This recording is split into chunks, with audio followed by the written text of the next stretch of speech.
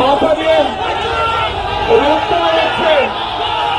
আমি তা সত্ত্বেও আমি আপনাদের কাছে বলতে এসছি একটাই কথা, আমার আর বলার মতো শক্তি নেই, আমার সত্যি বলার মতো শক্তি নেই। আপনারা বাংলার মানুষ, আপনারা চণ্ডীতলার মানুষ, আপনারা যে এই যে গুন্ডাগর্দি করছে, এই যে এমপিদের দিয়ে পাচ্ছে, এটা কি ঠিক হচ্ছে? এখানে কোনো জনরস নেই।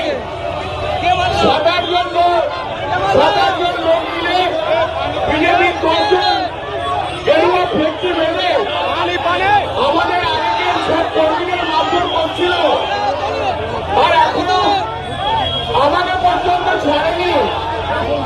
কৌশিকের মুখ ফাটিয়ে দিয়েছে।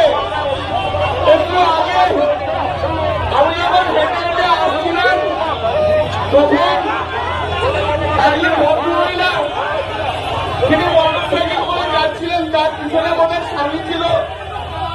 রাস্তায় নেমে আমাকে বললো, দাদা আমাদের প্রচন্ড মেরেছে বিজেপির লোকজন। সারা পশ্চিমবাংলায় যেভাবে